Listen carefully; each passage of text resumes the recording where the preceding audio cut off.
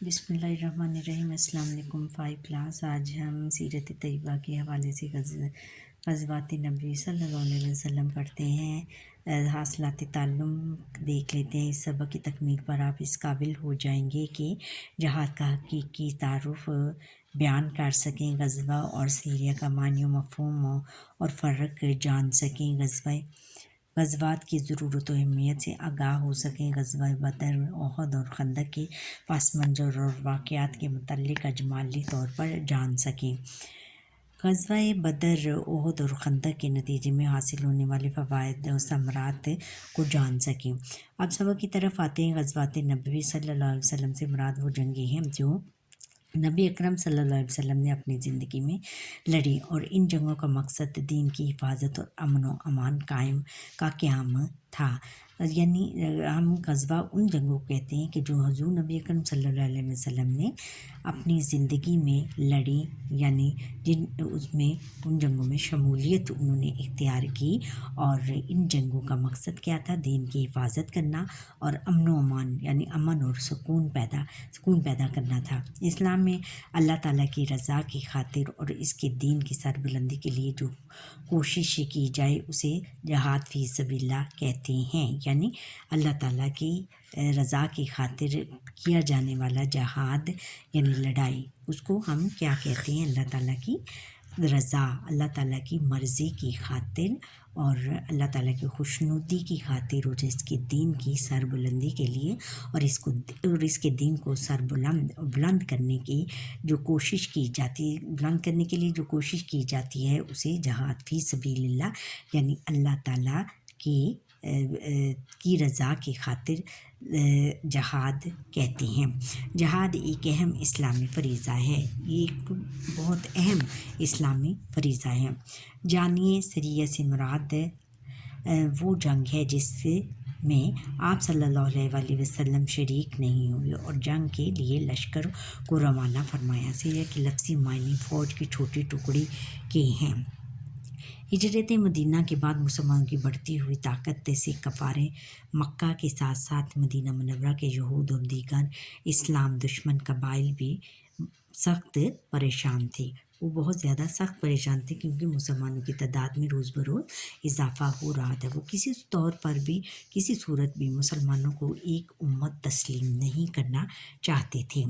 अपने इसी नापाक इरादे को अंजाम देने के लिए उन्होंने मुसलमानों के खिलाफ़ कई जंगें लड़ी। इन्हीं नापाक यानी गंदे इरादे को अंजाम देने के लिए गंदे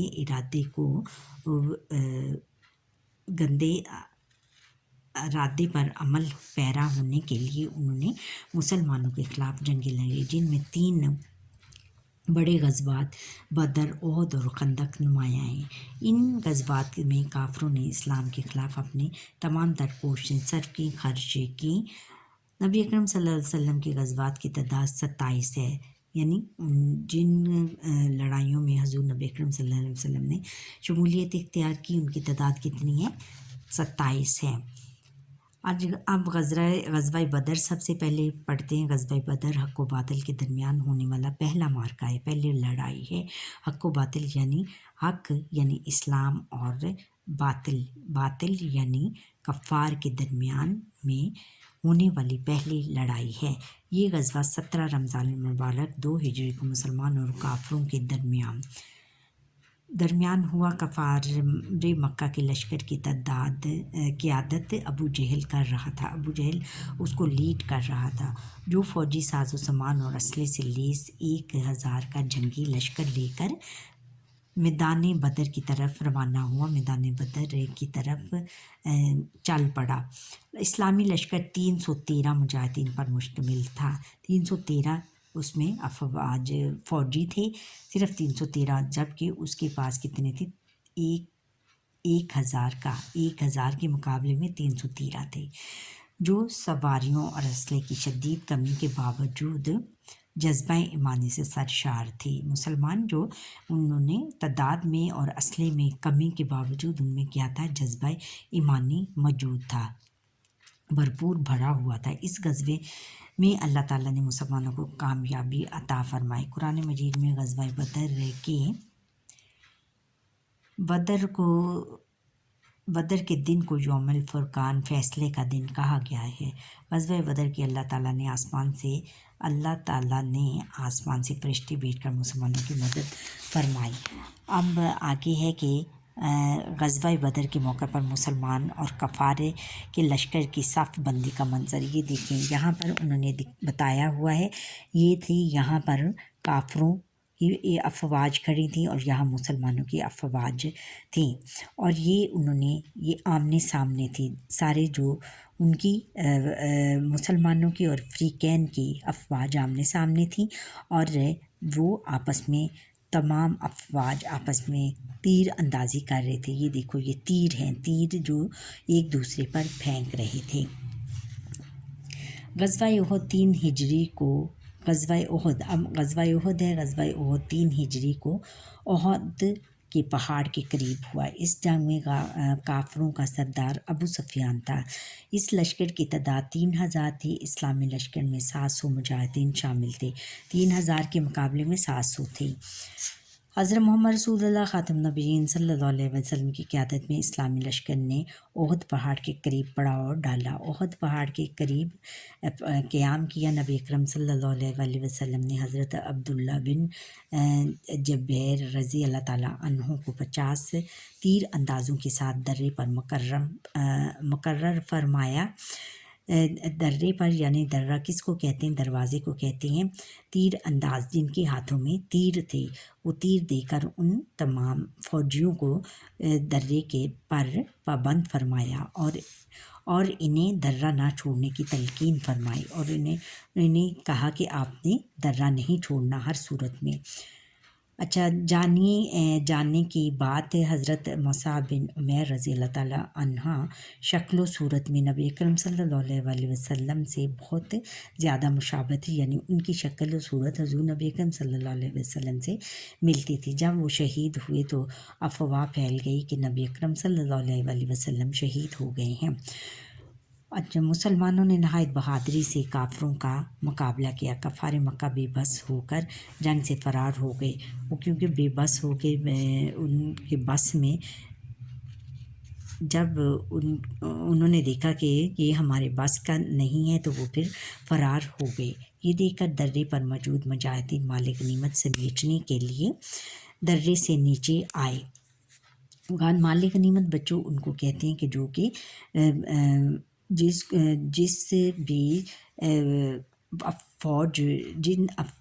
جس فوج کو شکست ہوئی ہو، وہ جو اپنا مال چھوڑ جاتے ہیں اس کو ہم مال غنیمت کہتے ہیں۔ اور مسلمان جب اس مال غنیمت کو جمع کرنے کے لیے نیچے آئے، کفار نے جب درہ خالی دیکھا، دروازہ خالی دیکھا تو پلٹ کر مسلمانوں پر حملہ کر دیا، واپس جا کر مسلمانوں پر حملہ کر دیا۔ اس اچانک حملے سے تقریباً 70 صحابہ کرام رضی اللہ تعالیٰ عنہم شہید ہو گئے۔ شہداء میں حضرت امیر حمزہ، مصعب بن عمیر اور عبداللہ بن حجش رضی اللہ تعالیٰ عنہم جیسے نامور صحابہ کرام بھی شامل تھے۔ اس سے جنگ میں رسول اللہ خاتم النبیین صلی اللہ علیہ وسلم بھی زخمی ہو گئے اور اسلامی لشکر بکھر گیا، ادھر ادھر پھیل گیا۔ اس نازک موقع پر نبی اکرم صلی اللہ علیہ وسلم نے اسلامی لشکر کو دوبارہ جمع کیا، تمام مسلمانوں کے لشکر کو، مسلمانوں کی فوج کو دوبارہ جمع کیا، اور کامیابی کے نشے میں مکہ مکرمہ واپس جانے والے کفار کے لشکر کا جارحانہ انداز میں تعاقب کیا، بہت بہادری سے ان کا پیچھا کیا۔ کفار مکہ کو جب یہ خبر ملی تو اسلامی فوج ان کے تعاقب میں آ رہی ہے، تو انہوں نے مسلمانوں کے غیظ و غضب سے بچنے کے لیے مقابلہ کرنے کی بجائے راہ فرار اختیار کی اور واپس مکہ آ کر دم دیا۔ راہ فرار اختیار کی یعنی وہاں سے فرار ہونے کی انہوں نے اپنی نجات وہاں سے فرار ہونے میں ہی سمجھی اور واپس مکہ آ کر ہی دم لیا۔ اور تعاقب یعنی ان کے پیچھے ان کے غیظ و غضب یعنی ان کے غصے اور بہادری سے بچنے کے لیے۔ اچھا، غزوہ احد کے موقع میں مسلمان اور کفار مکہ کے لشکر کی صف بندی کا منظر یہ انہوں نے بتایا ہوئے، ان کی صف بندی کا منظر کہ یہ مسلمان افواج اور وہ جو کفار مکہ کی افواج آمنے سامنے تھی اور انہوں نے کیسے اپنے مورچے سنبھال رکھے تھے۔ اچھا، اب آگے ہے غزوہ خندق۔ غزوہ خندق 5 ہجری میں ہوا۔ قریش مکہ نے مسلمانوں پر حملہ کرنے کی تیاری شروع کی۔ اس خبر کی اطلاع ملتے ہی نبی اکرم صلی اللہ علیہ وآلہ وسلم نے حضرت سلمان فارسی رضی اللہ تعالیٰ عنہ کے مشورے سے مدینہ منورہ کے گرد خندق کھود دی۔ خندق اس کو کہتے ہیں بچوں، ایک لمبا سا ایک کھود دیا جاتا ہے مورچہ، اور اس میں تمام افواج کو چھپنے کے لیے ایک وہ ہوتا ہے، ایک جگہ بنا دی جاتی ہے جس کو خندق بولتے ہیں۔ زمین کے اندر کھدائی کر کے یہ کھودی جاتی ہے۔ جب ابو سفیان نے 10,000 کے لشکر کے ساتھ مدینہ منورہ پر حملہ کیا تو وہ خندق دیکھ کر حیران اور پریشان رہ گیا۔ کافروں نے مدینہ منورہ کا محاصرہ کر لیا، مدینہ منورہ کو گھیرے میں لے لیا اور خندق کا عبور کرنے کی ہر ممکن کوشش کی لیکن ناکام رہے۔ خندق کو پار کرنے کی بہت زیادہ کوشش کی لیکن ناکام رہے، ناکامی کا سامنا کرنا پڑا انہوں کو۔ مدینہ منورہ کے گرد محاصرے کو کئی دن گزر گئے۔ محاصرے کو یعنی ان کو حصار میں لیے ہوئے، یعنی ان کو محاصرہ کیے ہوئے، اس کو گھیرے میں، مدینہ منورہ کو گھیرے میں لیے ہوئے کفار نے جب گھیرے میں لیا، کتنے دن گزر گئے۔ اللہ تعالیٰ نے مسلمانوں کی غیبی مدد کی اور ایک رات شدید طوفان آیا جس نے دشمنوں کے خیموں کو اکھاڑ دیا، دشمنوں کے خیموں کو اکھاڑ کر پیچھے بہت دور تک پھینک دیا، اور وہ راتوں رات میدان خالی کر کے بھاگ گئے، اور وہ راتوں رات میدان جنگ خالی کر کے بھاگ گئے۔ اس طرح اللہ تعالیٰ نے نبی اکرم صلی اللہ علیہ وسلم کو فتح سے نوازا، فتح ان کو نصیب ہوئی۔ غزوہ خندق کو غزوہ احزاب بھی کہا جاتا ہے۔ یاد رکھیں، خندق کی لمبائی 3.5 میل، چوڑائی 15 فٹ اور گہرائی 21 فٹ تھی۔ یعنی دیکھیں کتنی اس کی لمبائی، چوڑائی اور گہرائی کا اندازہ کریں کہ کتنی زیادہ لمبی اور کتنی چوڑی اور کتنی گہری تھی۔ اس میں تو مسلمان افواج جب اس میں چھپی ہوتی تھی تو وہ نظر ہی نہیں آتی تھی، اس لیے وہ جو تھی کفار کی افواج گھبرا گئیں اور پریشان ہو گئیں یہ خندق دیکھ کر۔ اچھا، ان غزوات میں آپ صلی اللہ علیہ وسلم نے بہترین حکمت عملی اپنانے کے ساتھ ساتھ منصوبہ بندی اپنانے کے ساتھ ساتھ مساوات، برابری، رحم دلی، رحم کرنا اور عفو درگزر یعنی برداشت، معاف کرنے کی ایسی مثال پیش کی جس سے نہ صرف دشمنوں کو شکست ہوئی بلکہ کئی لوگوں کو راہ ہدایت پر لانے کا سبب بنے۔ انہوں نے یعنی عفو درگزر اور مساوات، رحم دلی کی ایسی مثالیں پیش کی کہ دشمنوں کو بھی اس سے شکست ہوئی بلکہ اور کئی لوگ جو کہ راہ ہدایت سے پر لانے کا بھی سبب بنے۔ پورے عرب پر مسلمانوں کا رعب و دبدبہ قائم ہو گیا، بہادری کا چرچا ہونے لگا، مسلمانوں نے یقین اور ایمان میں اضافہ ہوا، مسلمانوں کو اسلام کی تبلیغ کرنے کا بھرپور موقع میسر آیا۔ غزوات نبوی صلی اللہ علیہ وسلم نے ہمارے لیے ایک اہم سبق ہے، اور فتح شکست کا انحصار تعداد پر نہیں بلکہ ایمانی جذبے پر ہے۔ اس پر فتح اور شکست یعنی جو ہے ہمیں جو فتح ملتی ہے، فتح اور شکست، ناکامی اور جو کامیابی کا انحصار کس پر ہے؟ اس کی فوجوں کی تعداد پر نہیں ہوتا بچوں، بلکہ ایمانی جذبے پر ہوتا ہے۔ اللہ تعالیٰ اخلاص کے ساتھ حق پر قائم رہنے والوں کو ہمیشہ قائم رہنے والوں کی ہمیشہ مدد کرتا ہے۔ اخلاص یعنی خلق یعنی سچائی کے ساتھ حق پر قائم رکھنے کا، یعنی سچائی پر قائم رہنے والوں کا ہمیشہ ساتھ دیتا ہے، انہیں کبھی تنہا نہیں چھوڑتا، کبھی اکیلا نہیں رہنے دیتا۔ ہمیں چاہیے کہ ہم اخلاص، استقامت اور ثابت قدمی اختیار کریں۔ ہم اخلاص، استقامت، ثابت قدمی اور کو ہمیشہ اختیار کریں اور تکلیف اور مصائب میں صبر کریں۔ صرف اللہ تعالیٰ پر بھروسہ کریں اور صرف اسی سے مدد مانگیں. یعنی اس میں بہت بڑا سبق ہے ان غزوات میں. اب مشق کی طرف آتے ہیں. درست بیان پر درست کا نشان لگائیں. جس جنگ میں نبی اکرم صلی اللہ علیہ وسلم نے شرکت کی ہو اسے کہتے ہیں غزوہ، سریہ، قتال، حرب. غزوہ اس کو کیا کہتے ہیں؟ غزوہ.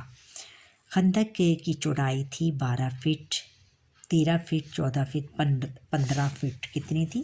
15 فٹ. 15 فٹ. غزوہ بدر اسلامی لشکر کی تعداد تھی 312، 313، 314، 315. 313 کتنی تھی؟ 313. نبی اکرم صلی اللہ علیہ وسلم نے درے پر مقرر فرمایا 50 تیر اندازوں کو، 60 تیر اندازوں کو، 70 تیر اندازوں کو اور 80 تیر اندازوں کو. 50 تیر اندازوں کو، ان کو 50 تیر اندازوں کو. اور غزوہ خندق میں خندق کھودنے کا مشورہ دیا حضرت عمر فاروق رضی اللہ تعالیٰ عنہ نے، حضرت سلمان فارسی رضی اللہ تعالیٰ عنہ نے، حضرت صعب بن عمیر رضی اللہ تعالیٰ عنہ نے، حضرت عبد الرحمن بن عوف رضی اللہ تعالیٰ عنہ نے، حضرت سلمان فارسی رضی اللہ تعالیٰ عنہ نے. اچھا بچوں، یہاں پر ہی ہماری آج کے لیکچر کا وقت ختم ہوا. آپ نے